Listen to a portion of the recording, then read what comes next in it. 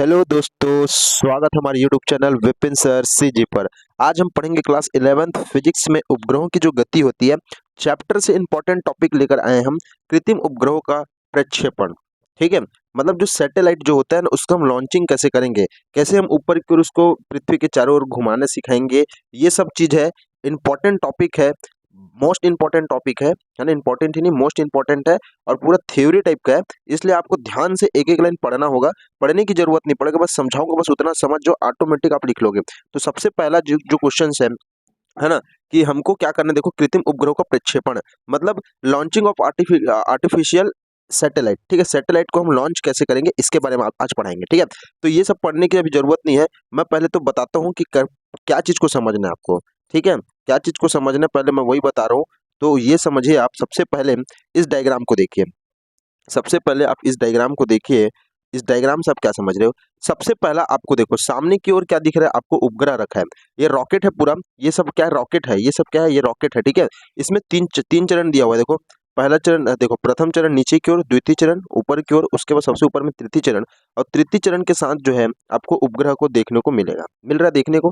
ठीक है, अब इसमें समस्या क्या है? समस्या कुछ नहीं है, आपको सिर्फ जो बोल रहा हूँ उसको ध्यान पूर्वक समझना है।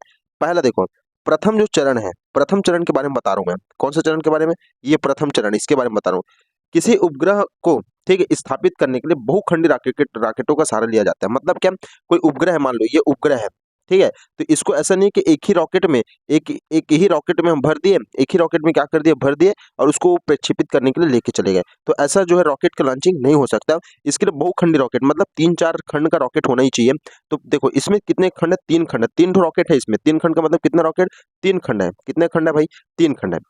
देखो, मैं सबसे पहले मैं क्या बता रहा हूँ, प्रथम चरण के बारे में बात करेंगे। तो प्रथम चरण क्या? देखो, प्रथम चरण के बारे में हम बात करें तो प्रथम जो चरण होगा, इसमें बहुत सारा क्या भरा रहेगा? ईंधन भरा रहेगा। ये सबसे बड़ा होगा। प्रथम जो चरण है, प्रथम जो चरण है, ये सबसे बड़ा होगा और सबसे ज्यादा ईंधन इसमें भरा जाता है। ठीक है, अब ये जैसे ही जल के समाप्त होगा, ईंधन कुछ ना कुछ टाइम में तो जलेगा और समाप्त हो जाएगा। जल के जैसे ही समाप्त होगा, ये द्वितीय चरण का जो ईंधन है वो जलना चालू हो जाएगा। द्वितीय चरण का जैसे ही जल के समाप्त होगा, तृतीय चरण का जो ईंधन है वो जलना चालू करेगा। और उपग्रह जो है उसको, है ना, जो उपग्रह है उसको, ठीक है, किसको? उपग्रह को क्या करेगा? ये उपग्रह को पृथ्वी के समांतर, पृथ्वी के किसके समांतर दिशा में, ठीक है, पृथ्वी के समांतर और क्षैतिज दिशा में कक्षीय चाल से घुमाने लगेगा। क्या क्या बोल रहा हूँ? पृथ्वी के समांतर क्षैतिज दिशा में कक्षीय चाल से प्रक्षेपित कर देगा। ठीक है, जिससे उपग्रह जो है पृथ्वी के चारों ओर परिक्रमा करने लगता है। ठीक है, अगर ये समझ नहीं आया होगा तो मैं आराम से सबसे पहले समझा रहा हूँ। देखो देखो, 3 चरण, ये रॉकेट अपना ये बनाए, ये हमारा उपग्रह है। ठीक है, 1 2, ये 3 चरण। ठीक है, और ये इधर से रॉकेट। ठीक है, क्लियर है कहानी के लिए? अब इसको समझना है, एक एक लाइन समझा रहा हूँ, एक एक लाइन समझा रहा हूँ, बात समझ लो बस। ठीक है, अब क्या बोल रहा हूँ?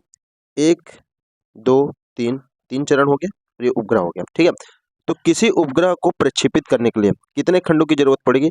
तो कितने खंड उसको नहीं लिखना, बहुखंडी रॉकेट की जरूरत पड़ती है। कितने खंड की रॉकेट की जरूरत? बहुखंडी रॉकेट की, बहुखंडी रॉकेट की जरूरत पड़ती है।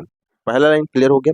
ठीक है, दूसरा लाइन क्या बोल रहा हूँ देखो, दूसरा लाइन क्या बोल रहा हूँ देखो, प्रथम खंड को बड़ा बनाया जाता है। देखो, प्रथम खंड किधर किधर होगा? नीचे की ओर प्रथम खंड।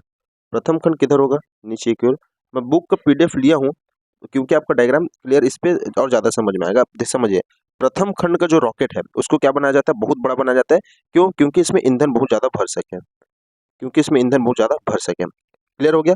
प्रथम खंड को बहुत बड़ा बनाया जाता है क्योंकि इसमें ईंधन ज्यादा मात्रा में भरा जा सके। ठीक है, अब देखो, जब इस खंड का यहाँ पे ज्वलन कक्षी इसके पास ही होता है ना, अब यहाँ पे हम जलाया, माचिस मार दिए, है ना, समझ रहे हो, माचिस मार दिए, तो यहाँ पे क्या हो जाएगा? ये जलना चालू हो जाएगा। क्लियर है कि नहीं? ठीक है, माचिस से नहीं जलाना है। ठीक है, ये ईंधन जो है जलता है ना, उसका भी एक मेथड ही है। ठीक है, तो क्या होगा? देखो, प्रथम खंड का जो ईंधन है वो क्या होगा? जलने लगेगा। और जैसे ही जल के समाप्त हो गया, अभी भाई जलेगा और समाप्त होगा ना, कुछ ना कुछ टाइम के जलता ही रहेगा। कोई भी चीज जो जला है वो समाप्त होना ही है। तो जला और क्या हो गया? समाप्त हो गया। अब इसके इसके ज्वलनशीलता के कारण से यहाँ पे द्वितीय जो चरण है, सेकंड जो चरण है, ठीक है, सेकंड जो चरण है वो क्या हो जाएगा? जलना चालू हो जाएगा। अब ये जैसे ही जलेगा ये भी समाप्त हो जाएगा। ठीक है, इसके बाद कौन सा चरण? थर्ड चरण क्या हो जाएगा? जलना चालू हो जाएगा। थर्ड चरण क्या हो जाएगा? जलना चालू हो जाएगा।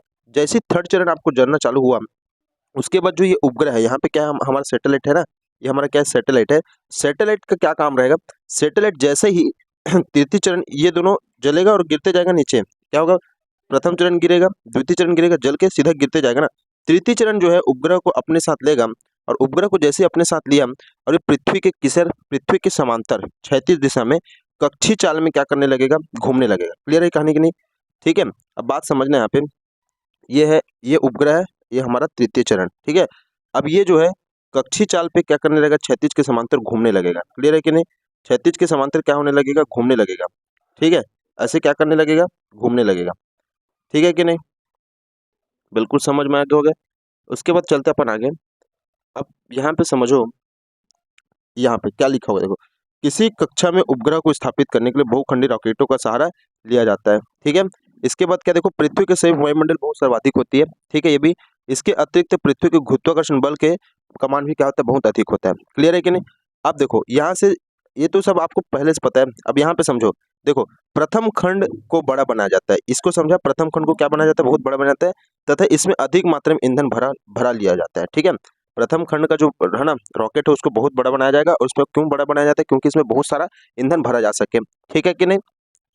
ईंधन जैसे जलेगा रॉकेट का, है ना, ईंधन जैसे क्या हो गया, जलेगा और वह नीचे गिर जाएगा। बताया ना, जलेगा तो नीचे गिरेगा ही, किंतु इस समय दूसरे खंड के ईंधन जलने लगता है, फिर उसके बाद तुरंत दूसरे खंड के ईंधन भी जलने लगता है। इसका ईंधन जलने पर यह नीचे गिर जाता है। ठीक है, अब दूसरा खंड का ईंधन भी जलेगा और जल्दी समाप्त होगा, फिर वो क्या हो जाएगा, नीचे गिर जाएगा।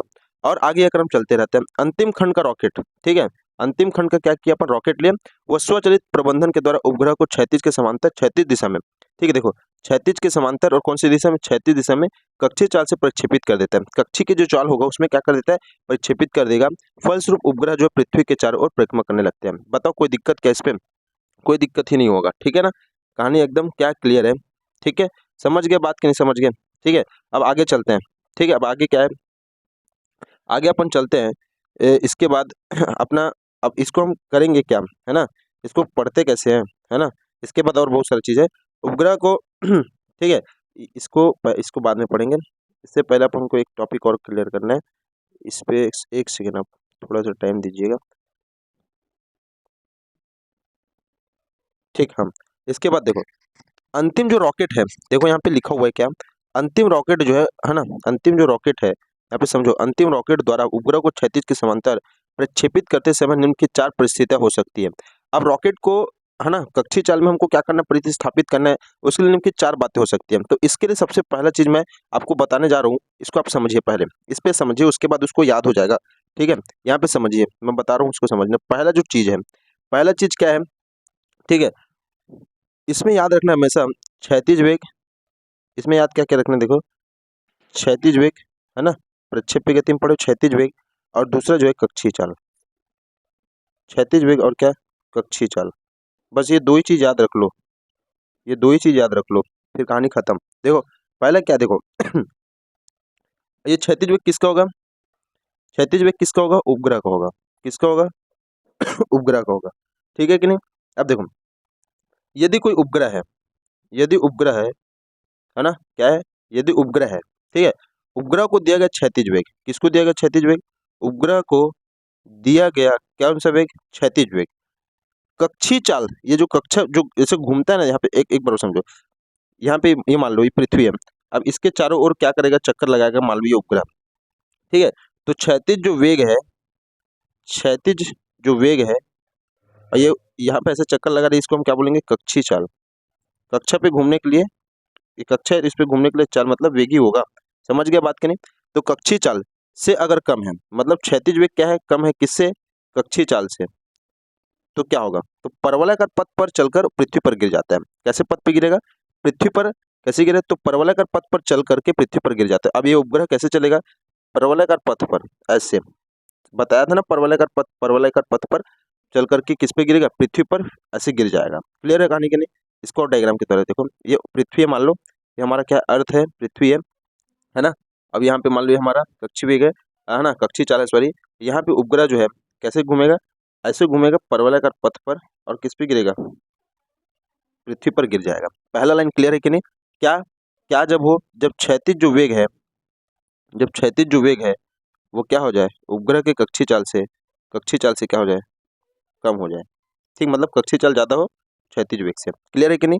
पहला लाइन यही पढ़ लिया। ठीक है, क्या बोल रहा हूँ, समझ में बिल्कुल आ गया होगा। पहला लाइन क्या बोल रहा हूँ मैं, समझ में बिल्कुल आपको आ गई। यदि उपग्रह को दिया गया क्षैतिज जो वेग है वो कक्षीय चाल से, देखो यदि उपग्रह को दिया गया क्षैतिज वेग कक्षीय चाल से कम है तो वो परवलयाकार पथ पर चल करके पृथ्वी पर क्या हो जाएगा, गिर जाएगा। कहानी क्लियर है? ठीक है। दूसरा चीज देखो, दूसरा चीज क्या है, देखो दूसरा चीज क्या है यहाँ पे समझो। देखो दूसरा चीज भी वही है, आपको सिर्फ क्या क्या याद रखना, क्षैतिज वेग और कक्षीय चाल, बस दो ही चीज।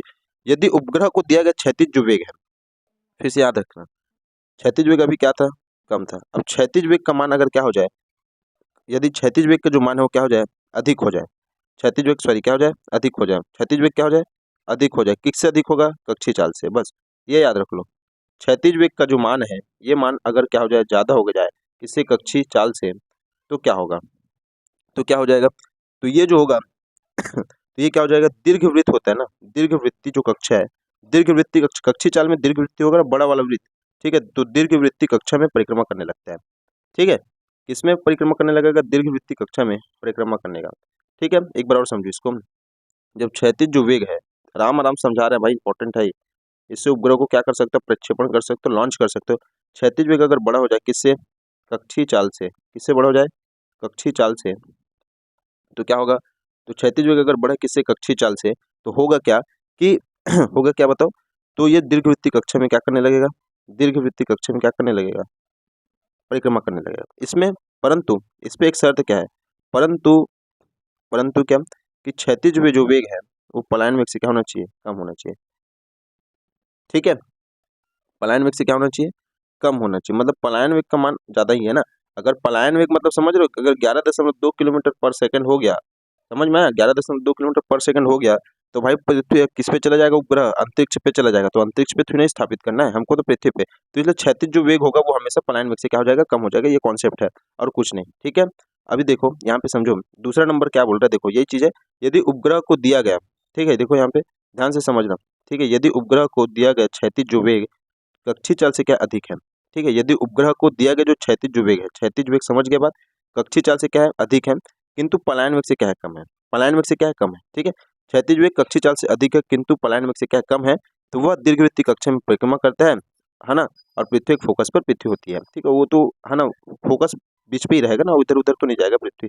ठीक है, क्लियर है कि नहीं। तीसरा नंबर पढ़ते हैं, चलो तीसरा नंबर क्या बोल रहे हैं, यहाँ पे ध्यान से समझना। फिर वही है, तीसरा नंबर के लिए भी वही चीज है, क्या चीज है, यदि क्षैतिज जो वेग है, ठीक है, कौन सा वेग, यदि क्षैतिज वेग, ठीक है, अब यहाँ पे देखो कक्षीय चाल से यहाँ पे हमको मतलब नहीं है। यदि क्षैतिज जो वेग है, किसका क्षैतिज वेग, किसका, उपग्रह का।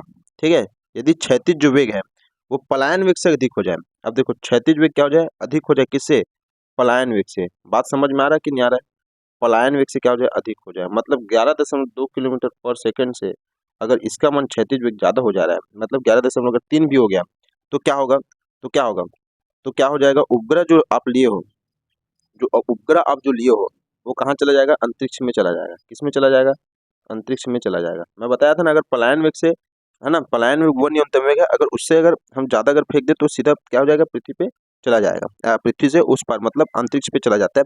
तो समझ में आ गया कि नहीं आ गया, ये वाला टॉपिक क्लियर है कि नहीं, समझ में आ गया ना। क्या बोल रहा हूँ, यदि क्षैतिज जो वेग है, क्षैतिज वेग, है ना, ये क्या हो जाए, अधिक हो जाए, किससे, पलायन वेग से, तो ये अंतरिक्ष पे चला जाएगा। उपग्रह कहाँ पे चला जाएगा, उपग्रह अंतरिक्ष में पलायन करने लगता है। ठीक है, क्लियर है कि नहीं कहानी, क्लियर है सबको। चलो तीन तो कॉन्सेप्ट तो पढ़ ही लिया अपन। ठीक है, अपन आगे बढ़ते हैं अब चौथे की ओर। ठीक है, चौथे क्या बोल रहा है, एक सेकंड, है ना, एक सेकंड। चलो तीसरा देख लो, यदि उपग्रह को दिया गया क्षैतिज वेग, यहाँ पे देखो, यदि क्षैतिज वेग पलायन वेग से क्या अधिक है, तो उपग्रह अंतरिक्ष में पलायन करने लगता है। ठीक है, ये सरल रेखा में गति करेगा, उससे पहले सरल रेखा में गति करेगा, ये बता रहा है, तो उसमें ज्यादा ध्यान देने की जरूरत नहीं है। ये क्षैतिज वेग बस याद रखना, क्षैतिज वेग अगर ज्यादा है तो पलायन वेग, है ना, क्षैतिज वेग अगर पलायन वेग से क्या अधिक है, तो उपग्रह अंतरिक्ष में पलायन करने लगेगा, मतलब घूमने लगेगा। अब पलायन करने गया मतलब उसको घूमेगा, क्या करेगा उसका हमको पता ही नहीं है ना। क्लियर है कहानी की नहीं। ठीक है, चौथा नंबर यहाँ पे समझो, चौथा नंबर क्या बोल रहा है, देखो यदि उपग्रह को दिया गया क्षैतिज वेग, यहाँ पे समझो, यदि उपग्रह को दिया गया जो क्षैतिज वेग है वो कक्षीय वेग के ठीक क्या बराबर है, कक्षीय वेग के क्या हो जाए, ठीक बराबर हो जाए, तो उपग्रह वृत्तीय कक्षा में पृथ्वी के चारों परिक्रमा करने लगते हैं। ये इंपॉर्टेंट चीज है। यदि क्षैतिज जो वेग है, ठीक है, क्षैतिज वेग अगर ये क्या हो जाए, बराबर हो जाए, किससे, कक्षीय, कक्षीय किससे, कक्षीय चाल से, तो क्या हो जाएगा, तो उपग्रह जो है वृत्तीय कक्षा में पृथ्वी के चारों परिक्रमा करने लगता है। अच्छा, अब कक्षीय चाल में अगर वृत्तीय कक्षा में हमको परिक्रमा कराना है तो इसके लिए जो है 8 किलोमीटर पर सेकंड के वेग से क्षैतिज वेग की दिशा में प्रक्षेपित करना चाहिए। उपग्रह को इच्छित ऊंचाई पर ले जाकर के 8 किलोमीटर पर सेकंड के वेग से क्षैतिज दिशा में क्या करना चाहिए, प्रक्षेपित करना चाहिए। एक नंबर का क्वेश्चन बन सकता है, यदि उपग्रह को आपको वृत्तीय है ना वृत्तीय कक्षा में अगर आपको सही साइड घुमाना परिक्रमा कराना है तो कितने किलोमीटर होना चाहिए उसकी स्पीड, तो 8 किलोमीटर पर सेकंड, एक सेकंड में 8 किलोमीटर की स्पीड घूमना चाहिए। ठीक है कि नहीं? ठीक है, ये हो गया हमारा क्या चीज कि अगर अंतिम रॉकेट द्वारा उपग्रह को क्षैतिज के समांतर प्रक्षेपित करते समय 4 जो परिस्थितियां उसके बारे में हम पढ़ लिए। ठीक है, इसके बाद एक चीज और है, देखो इसमें एक और मैं पहले क्लियर करता हूँ। पहला, दूसरा, तीसरा, चौथा, 4 टॉपिक पढ़े। क्षैतिज वेग, ठीक है, क्षैतिज वेग अगर क्या है कम है किससे, कक्षीय चाल से, तो क्या होगा, तो क्या हो जाएगा, पहला चीज तो परवलयाकार पथ में क्या करेगा, परिक्रमा करेगा और पृथ्वी पर गिर जाता है। ठीक है, दूसरा नंबर क्या बोले, यदि क्षैतिज वेग क्या हो जाएगा, अधिक हो जाएगा, यदि क्षैतिज वेग क्या हो जाएगा, ज्यादा हो जाएगा, किससे, कक्षीय चाल से, किंतु पलायन वेग से क्या रहेगा, कम रहेगा, तो दीर्घवृत्तीय कक्षा में क्या करेगा, तो दीर्घवृत्तीय कक्षा में घूमेगा। ठीक है, तीसरा नंबर क्या है, यदि उपग्रह को, देखो क्षैतिज वेग, यदि उपग्रह को दिया गया वेग जो है ना, यदि उपग्रह का क्षैतिज जो वेग है वो पलायन वेग से क्या हो जाए, ज्यादा हो जाए, पलायन वेग से ज्यादा हो गया तो पृथ्वी पर अंतरिक्ष पे घूमने लगेगा। चौथा नंबर आपको पता है, अगर क्षैतिज जो वेग है वो क्या हो जाए, बराबर, देखो कॉन्सेप्ट भी आपको पूरा क्लियर याद हो जाएगा यार। ठीक है, क्षैतिज जो वेग है वो क्या हो जाए, बराबर हो जाए किससे, कक्षीय चाल से, तो क्या हो जाएगा, तो क्या हो जाएगा, वृत्तीय परिक्रमा करने लगता है, वृत्तीय कक्षा में क्या करने लगता है, परिक्रमा करने लगता है। क्लियर है कि नहीं? अब यहाँ पे एक चीज और समझना था, इसके लिए कितना होना चाहिए, 8 किलोमीटर पर सेकंड का स्पीड होना चाहिए। क्लियर है कि नहीं? ठीक है, चलो अपन आगे बढ़ते हैं। अब देखो, अब उपग्रह को प्रक्षेपित करना है, अब प्रक्षेपित करते समय निम्नलिखित बातों पर क्या करना चाहिए, ध्यान ध्यान देना आवश्यक होता है कि उपग्रह को अब हम छोड़ने वाले हैं, उस टाइम के लिए हम क्या क्या बात ध्यान रख सकते हैं, इसके लिए हम यहाँ पे कुछ चीजें पढ़ेंगे। तो पहला जो है यहाँ पे समझो, उसके बाद उसको तो यार बुक पे दिया हुआ है, आप समझ सकते हो। पहला जो समझो, उपग्रह जो होगा उसको, जो उपग्रह है ना, उपग्रह है जो उसको, ठीक है, उपग्रह को वृत्तीय कक्षा में, है ना, सॉरी, उपग्रह को उपग्रह जो उसको, ये मान लो हमारा पृथ्वी है, ये हमारा क्या, वायुमंडल है, क्या है हमारा, वायुमंडल है। ठीक है, ये हमारा पृथ्वी, ये हमारा क्या, वायुमंडल है। तो उपग्रह को ना वायुमंडल से हमेशा कहाँ रखना चाहिए, बाहर रखना चाहिए, यहाँ पे नहीं रखना चाहिए। उपग्रह को हमेशा वायुमंडल से कहाँ रखना चाहिए, बाहर रखना चाहिए, बाहर, यहाँ पे रख देना चाहिए। ठीक है, बाहर पे रख दो, जहाँ पे कुछ है बस बाहर होना चाहिए। वायुमंडल के क्या होना चाहिए, पृथ्वी हमारा, ये अर्थ है हमारा, ये वायुमंडल है, तो वायुमंडल से कहाँ रखना चाहिए, बाहर रखना चाहिए। ठीक है, पहला कॉन्सेप्ट क्लियर है, क्यों रखना चाहिए, अन्यथा वायुमंडल के घर्षण से उत्पन्न ऊष्मा के कारण नष्ट हो जाता है। ठीक है कहानी, देखो अगर हम इसको वायुमंडल के अंदर पे रख दिए, ठीक है, यदि इसको वायुमंडल के क्या रख दे, अंदर रख दे उपग्रह को, तो होगा क्या, घर्षण से ऊष्मा के कारण जलकर क्या हो जाएगा, नष्ट हो जाएगा, जलकर क्या हो जाएगा, जलकर क्या हो जाएगा, नष्ट हो जाता है। ठीक है, यदि हम उपग्रह को कहाँ पे रखें, यदि हम उपग्रह जो है, इस उपग्रह को मान लो कहाँ पे रख दे, वायुमंडल के अंदर रख दिया जाए, तो क्या हो जाएगा, ये जलकर नष्ट हो जाएगा। इसलिए क्या होना चाहिए, उपग्रह को कक्षा, उपग्रह की कक्षा को वायुमंडल से कहाँ रखना चाहिए, बाहर रखना चाहिए, अन्यथा वायुमंडल के घर्षण से उत्पन्न ऊष्मा का नष्ट कर जलकर नष्ट हो जाएगा। क्लियर है कहानी? दूसरा नंबर, ठीक है, चलो पहले इसको पढ़ लेते हैं ना, चलो यहाँ पे समझो, यहाँ पे समझो, देखो देखो यहाँ पे पहला क्वेश्चन, यहाँ पे जो पढ़े हैं उसको बता रहे हैं ना, उपग्रह देखो क्या है, बोल क्या रहे हैं, यहाँ पे समझना है ना। ठीक है, उपग्रह को कक्षा को, उपग्रह की जो कक्षा उसको वायुमंडल से बाहर रखा रखा रखा जाना चाहिए। ठीक है, ठीक है कि नहीं? ठीक है, उपग्रह की कक्षा को वायुमंडल से बाहर रखा जाना चाहिए, अन्यथा वायुमंडल के घर्षण से ऊष्मा है ना के कारण जलकर क्या हो जाएगा, नष्ट हो जाएगा। क्लियर है कि नहीं? दूसरा नंबर क्वेश्चन, दूसरा नंबर क्या, देखो यहाँ पे पढ़ो, उपग्रह को वृत्तीय कक्षा में स्थापित करते समय, उपग्रह को कौन सी कक्षा में, वृत्तीय कक्षा में स्थापित करते समय वायुमंडल के घर्षण से बचाने के लिए उसके ऊपर विशेष रूप से अग्निरोधक पदार्थों का लेप लिया जाना चाहिए। अग्निरोधक मतलब समझ गए ना, कि जो आग से जले ना, उस टाइप का लेप लगाना चाहिए। ठीक है, उपग्रह को वृत्तीय कक्षा में स्थापित करते समय वायुमंडल के घर्षण से बचाने के लिए, मतलब समझ रहे हो, अब उपग्रह है उसको वायुमंडल से ऊपर हमको लेके जाके स्थापित करना है, वृत्तीय कक्षा में स्थापित करना है, तो उसको करने से पहले उसका क्या करना चाहिए, पेंट करना चाहिए, वो भी किस कैसे पदार्थों से, अग्निरोधक पदार्थों से। ठीक है, लेप कर दिया जाना चाहिए। ठीक है, ठीक है, तीसरा नंबर क्या, देखो स्वचालित व्यवस्था के द्वारा अंतिम रॉकेट खंड उपग्रह को 8 किलोमीटर पर सेकंड के क्षैतिज वेग से क्षैतिज के समांतर प्रक्षेपित करता है। ठीक है, इसको अभी पढ़े थे हम लोग। ठीक है, स्वचालित व्यवस्था के द्वारा लास्ट पे जो ईंधन की व्यवस्था नहीं रहेगा स्वचालित रहता है, कंप्यूटरकृत रहेगा। ठीक है, व्यवस्था के द्वारा अंतिम रॉकेट खंड उपग्रह को 8 किलोमीटर पर सेकंड के क्षैतिज वेग से क्षैतिज के समांतर प्रक्षेपित करना चाहिए।